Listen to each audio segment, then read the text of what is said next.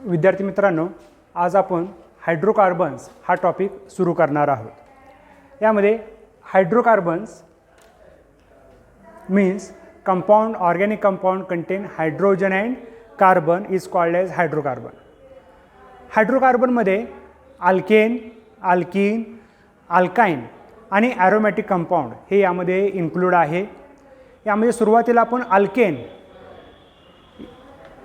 अल्केनचा अभ्यास करणार आहोत।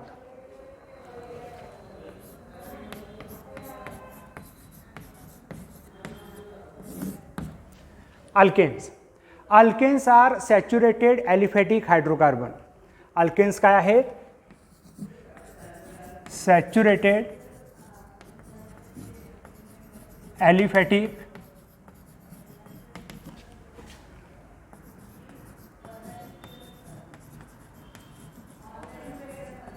Hydrocarbons. Saturated means compound contain carbon carbon single bond, सर्व व्हॅलन्सी याच्या सॅटिस्फाय झालेले असतात। कार्बनची व्हॅलन्सी 4 आहे तर ती सॅटिस्फाय झालेली आहे। Aliphatic means open chain compound और acyclic, and hydrocarbon means compound contain hydrogen and carbon. Alkanes are saturated aliphatic hydrocarbon, ही अल्केनची डेफिनेशनच आहे। Saturated aliphatic hydrocarbon is called as alkane. अल्केनचा जनरल फॉर्म्युला आहे CnH2n+2। हा अल्केनचा जनरल फॉर्म्युला आहे। यामध्ये n म्हणजे काय? 1 2 3 4 नंबर ऑफ कार्बन ॲटम्स। हे नंबर ऑफ कार्बन ॲटम आपण ह्यामध्ये ठेवले की आपल्याला कोणत्याही कंपाऊंडचा मॉलिक्युलर फॉर्म्युला डिटर्माइन करता येईल। फॉर एक्झाम्पल कार्बन 1 एक ठेवला कार्बन तर हायड्रोजन किती होईल? 2 × 1 + 2 म्हणजे हे मिथेनचा फॉर्म्युला तयार झाला। तसाच इथेनचा C2H6 C3H8 असे आपल्याला मॉलिक्युलर फॉर्म्युला अल्केनचे तयार करता येतील। Methane, ethane, propane, butane, pentane, hexane. तर हे जे अल्केन्स आहेत यांचं नॉमिनक्लेचर ऑलरेडी आपण बघितलेलं आहे। तर हे जे अल्केन्स आहेत यांचा आपण फिजिकल प्रॉपर्टी, केमिकल प्रॉपर्टी आणि त्याचबरोबर प्रिपरेशन मेथड्स, युजेस या अल्केनमध्ये आपण बघणार आहोत। आता त्यानंतर पुढचा पॉईंट आहे आयसोमेरिझम।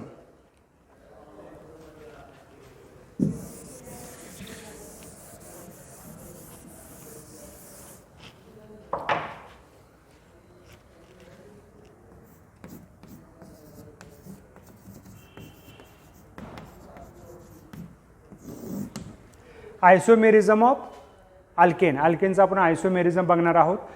आयसोमेरिझम म्हणजे काय? Compounds having same molecular formula but different structural formula are called as isomers and this phenomenon is known as isomerism. कंपाउंडचा मॉलिक्युलर फॉर्म्युला काय आहे?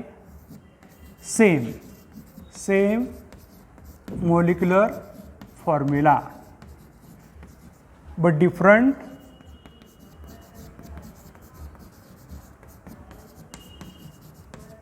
Structural formula. Molecular formula same आहे, स्ट्रक्चरल फॉर्म्युला काय आहे? वेगळा आहे। आता आपण basic principles of organic chemistry यामध्ये टाइप्स ऑफ आयसोमर्स किंवा टाइप्स ऑफ आयसोमेरिझम बघितलेले आहे। त्यामध्ये स्ट्रक्चरल आयसोमेरिझमचे वेगवेगळे टाइप्स आहेत। चेन आयसोमेरिझम आहे, त्यानंतर मेटामेरिझम आहे, टॉटोमेरिझम आहे, पोझिशनल आयसोमेरिझम, फंक्शनल आयसोमेरिझम, हे असे टाइप्स आहेत। अल्केन यामधलं स्ट्रक्चरल आयसोमेरिझम दाखवतो आणि स्ट्रक्चरल आयसोमेरिझममधलं चेन आयसोमेरिझम।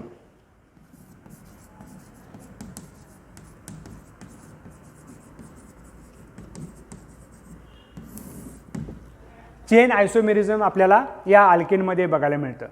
आता आपण एक एक्झाम्पल बघूया।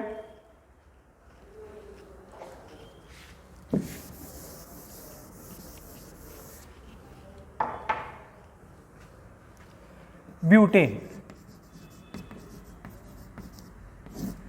ब्युटेनचा मॉलिक्युलर फॉर्म्युला काय आहे?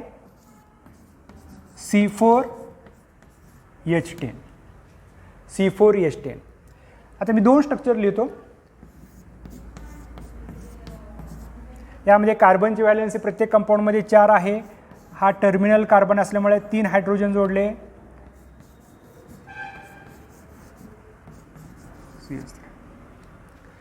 हे एक स्ट्रक्चर तयार झालं. दुसरं एक स्ट्रक्चर आपण लिहूया.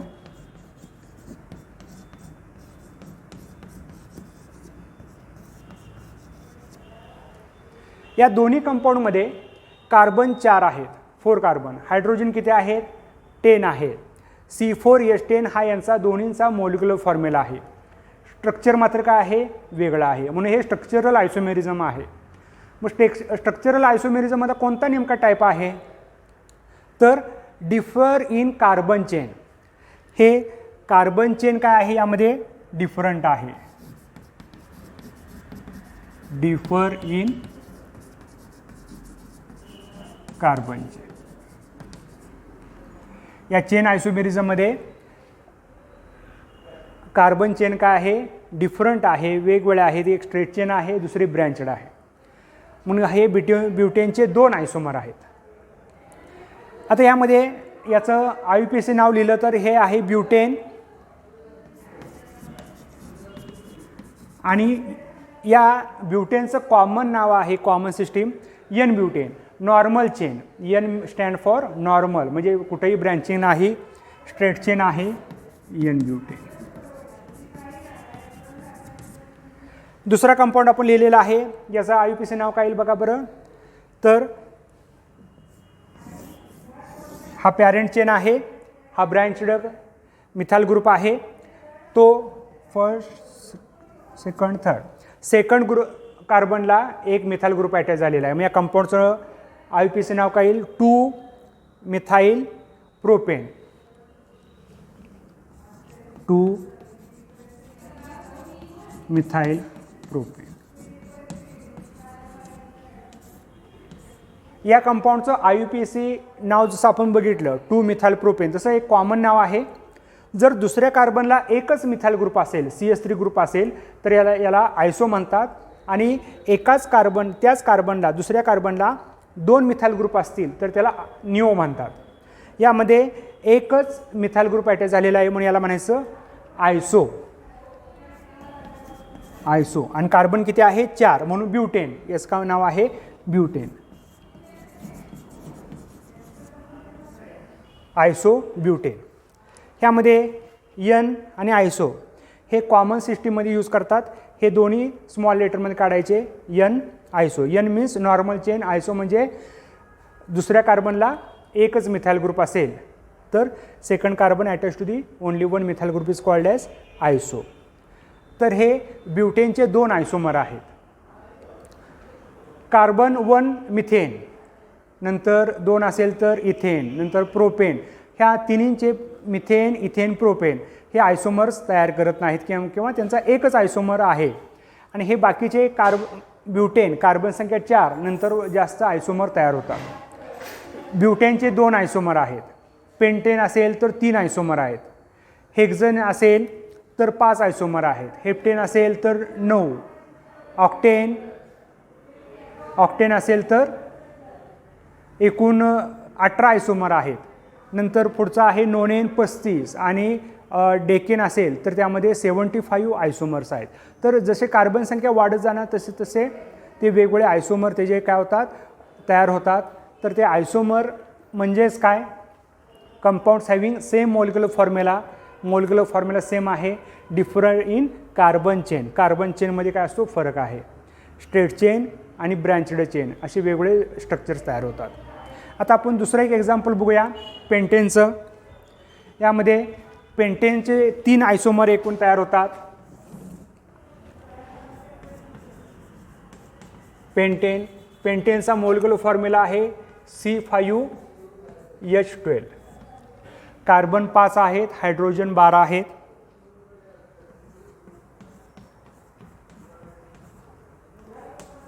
हे स्ट्रेट चेन काढलेली आहे.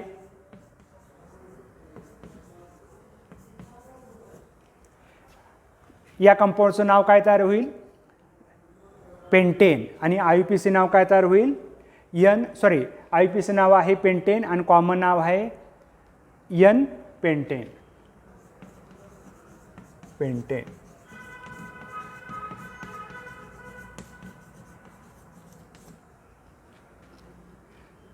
त्यानंतर दुसरं एक स्ट्रक्चर आपण बघूया.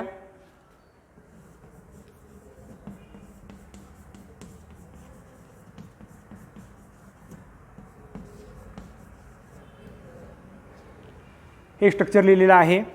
या स्ट्रक्चरमध्ये कार्बन संख्या same carbon atoms 1 2 3 4 5 carbon atoms. Hydrogen किती आहेत? बरोबर 12 आहेत. या दोन्हींचा मॉलिक्युलर फॉर्म्युला सेम, स्ट्रक्चर मात्र काय आहे? डिफरंट आलेला आहे, डिफर इन कार्बन चेन. आता या कंपाऊंडचं IUPAC नाव काय येईल बघा. IUPAC नेम पॅरेंट चेन आहे, कार्बन 4 आहेत. Start the numbering from left side. So that's why branched carbon gets least number. ह्यामध्ये सेकंड नंबर ब्रँच्ड कार्बनला आलेला आहे. मग या कंपाऊंडचं नाव काय तयार होईल? 2-मिथाइल ब्युटेन.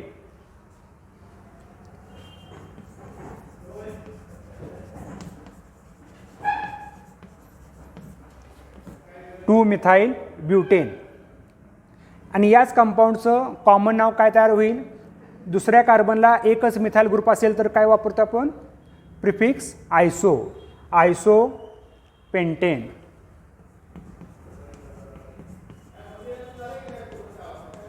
आयसोपेंटेन. अशाच प्रकारे आपण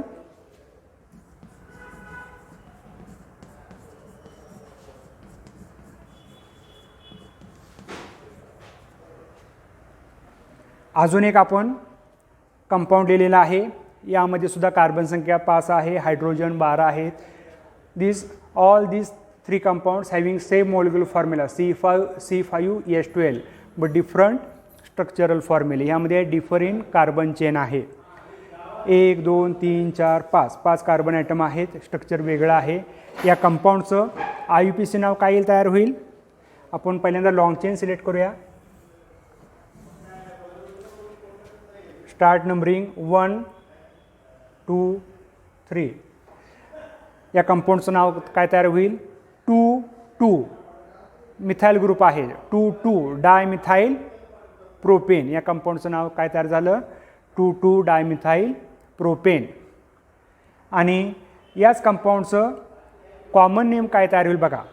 सेकंड कार्बन ॲटमला 2 मिथाइल ग्रुप अटॅच झालेले आहेत. हा पेंटेनच आहे. कॉमन नाव लिहिताना हा पेंटेनच लिहायचा, फक्त दुसऱ्या कार्बनला 2 मिथाइल ग्रुप असल्यामुळं ह्यामध्ये प्रिफिक्स वापरायचं न्यू.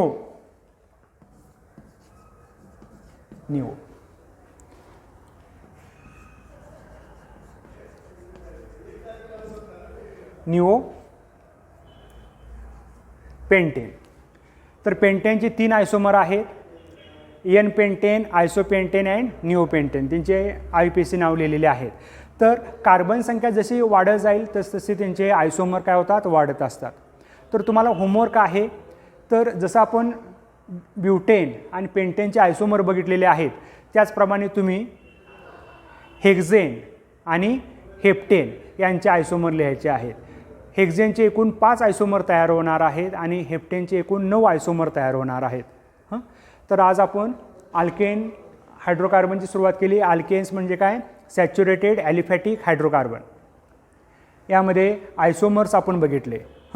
आयसोमर म्हणजे काय? Compounds having same molecular formula but different structural formula is called as isomers and this phenomenon is known as isomerism. Alkanes show isomerism. Which type of isomerism? तर chain isomerism alkanes दाखवतं, straight chain and branched chain.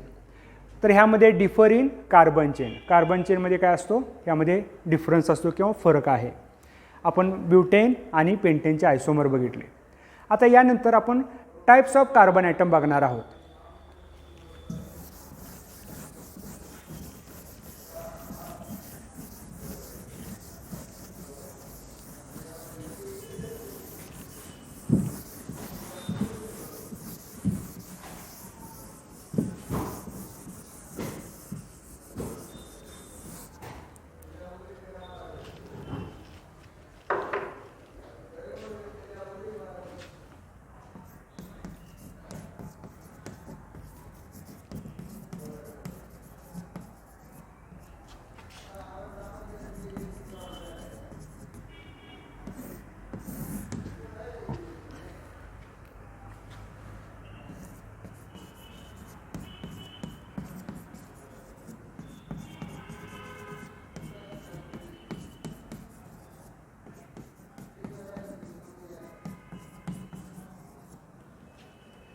हा एक compound लिहिलेला आहे. या कंपाऊंडमध्ये जे carbon atom आहेत, हे कार्बन ॲटम हे वेगवेगळ्या प्रकारचे आहेत. मग ह्यामध्ये नेमका कसे टाईप्स आहेत ते बघूया. जो कार्बन इतर एकाच कार्बनला अटॅच असेल त्याला प्रायमरी असं म्हणायचं. The carbon atom attach to one other carbon atom is called as primary. मग हा काय आहे? Primary, primary, primary, primary, primary.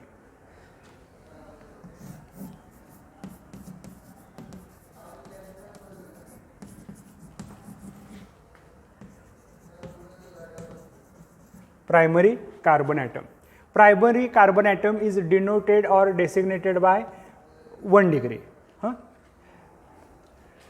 जो कार्बन इतर दोन कार्बनला अटॅच असेल त्याला सेकंडरी असं म्हणायचं. The carbon atom attach to the two other carbon atoms is called as secondary. याला 2 डिग्री रिप्रेझेंट केलं जातं. हा कार्बन कसा असेल? 1 2 3 कार्बन अटॅच झालेलं याला म्हणायचं टर्शरी.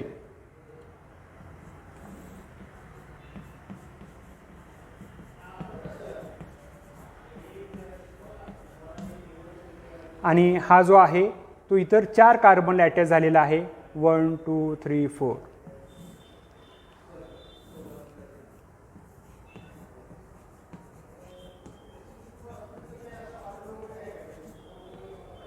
क्वाटर्नरी. एकूण 4 टाइप्स आहेत: primary, secondary, tertiary and quaternary. The carbon atom attach to the only one other carbon atom is called as primary. The carbon atom attach to the 2 other carbon atom is called as secondary. Carbon atom attach to the 3 other carbon atom is called as tertiary. नावातच अर्थ आहे बघा. Primary means first, एकाच कार्बनला. Secondary म्हणजे 2, tertiary म्हणजे 3 आणि quaternary म्हणजे 4. एकूण 4 असे वेगवेगळे टाईप्स ऑफ कार्बन ॲटम आहेत: प्रायमरी, सेकंडरी, टर्शरी आणि क्वाटर्नरी. यामध्ये क्वाटर्नरी कार्बन हा जास्त रिॲक्शनमध्ये भाग घेत नाही. यामध्ये आपण फर्स्ट, सेकंड, थर्ड यामध्ये primary carbon atom, secondary and tertiary यामध्ये आपण रिलेशन लिहिलेलं आहे. Tertiary carbon atom is more reactive than the secondary and secondary is more reactive than the primary.